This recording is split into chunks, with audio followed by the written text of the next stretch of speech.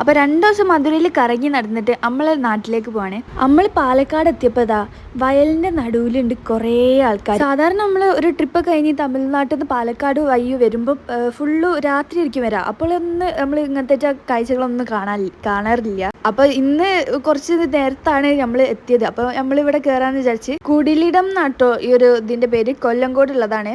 ഇവിടെ കയറാൻ നമുക്ക് 20 രൂപയാണ് ചാർജ്. കയറിയാൽ നമ്മൾ എത്ര സമയം വേണമെങ്കിലും ഇവിടെ ഇരുന്ന് പോകും. അത്രയ്ക്ക് അടിപൊളി സ്ഥലം കേട്ടോ. പ്രത്യേകിച്ച് ഈ ഒരു വൈകുന്നേരം ടൈം, വെയിലും ഇല്ലാതെ നല്ല അടിപൊളി കാറ്റൊക്കെ ഉള്ള ഒരു അടിപൊളി ക്ലൈമറ്റ് ആണ്. ഇതെന്തായാലും ഒരു അടിപൊളി സംഭവം തന്നെ കേട്ടോ. പിന്നെ ഇരിക്കാനൊക്കെ ഓരോ സ്ഥലത്ത് ഇങ്ങനത്തെ ഒരു സംഭവം ഉണ്ടാവും. പിന്നെ അവിടെ ഒരു ചെറിയൊരു ട്രീ ഹട്ട് ഉണ്ടായിരുന്നു.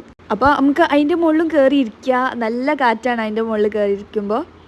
ഇത് ശരിക്കും ഒരു വലിയ പാടാണ്. അതിൻ്റെ നടുവ് കൂടി ഇതാ വെള്ളമൊക്കെ പോകുന്നുണ്ട്.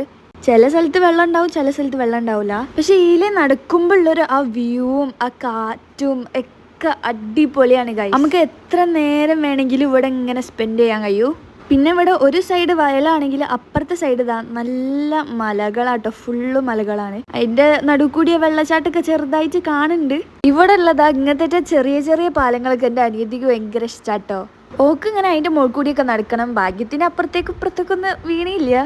പിന്നെ ഇവിടെ ചില സ്ഥലത്തൊക്കെ ഒറ്റയടിപ്പാതാണ്. ഐ മീൻ ഒരാൾക്ക് നടക്കാൻ മാത്രം പറ്റുള്ളൂ. അപ്പോൾ അതിലേക്ക് ഇങ്ങനെ അപ്പുറത്തെ സൈഡിൽ നിന്ന് ഒരാൾ വന്നാൽ നമ്മൾ സൂക്ഷിക്കണം. ചിലപ്പോൾ അപ്പുറത്തേക്കും ഇപ്പുറത്തേക്കും വീഴാൻ ചാൻസ് ഉണ്ട്. വീണാൽ ഫുള്ളും ചളി തന്നെ. പിന്നെ നമ്മളിവിടെ വന്നിട്ട് കുറേ നേരം കഴിഞ്ഞിട്ടാണ് പോയത്. അടിപൊളി തന്നെയായിരുന്നു. അപ്പം എന്തായാലും ബൈ.